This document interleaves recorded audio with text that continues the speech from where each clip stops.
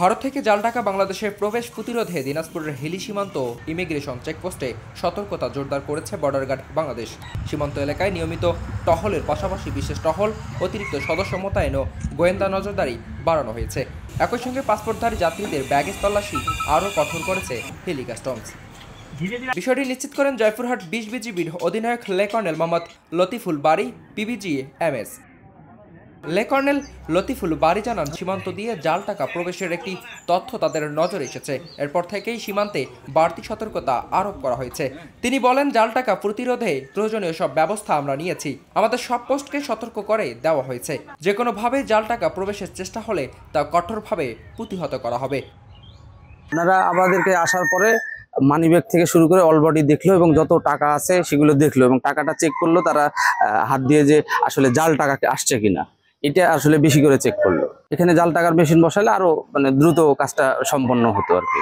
আমরা হিলি পার হলাম, আমাদের বাড়ি জয়পুরহাট জেলা। আমাদের কাছে মোবাইল টোবাইল যা কিছু টাকা পয়সা ছিল সব চেক করে বললো 9 লাখ টাকা, কোনো সমস্যা নাই, আপনারা চলে যান। ব্যাগ ট্যাগ চেক করলো, সব মেশিনে দেখলো।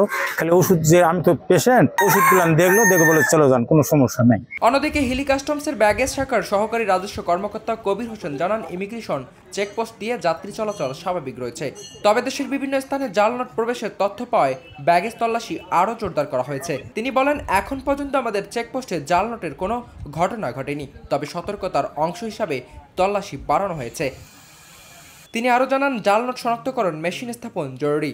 এ বিষয়ে তারা ঊর্ধ্বতন কর্তৃপক্ষকে অবহিত করবেন।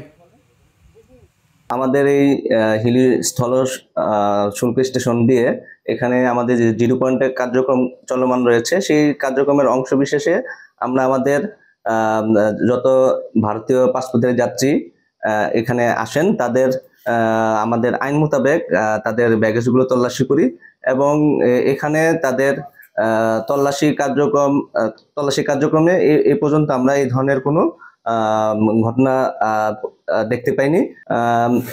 এখন পর্যন্ত আমাদের এখানে কোনো এই ধরনের মেশিন নেই, তবে আমরা আমাদের ঊর্ধ্বতন কর্তৃপক্ষকে জানিয়েছি এই বিষয়টিকে গুরুত্ব সহকারে নেওয়ার জন্য। তারা আমাদেরকে পরবর্তীতে এই বিষয়ে অবহিত করবেন পরবর্তী পদক্ষেপ সম্বন্ধে। সীমান্ত এলাকায় বিজিবি ও কাস্টমসের যৌথ সতর্কতার মাধ্যমে জাল নোট প্রবেশ শূন্য নামিয়ে আনার লক্ষ্য নিয়েই চলছে তৎপরতা। বেশি আর কষ্ট না দেই।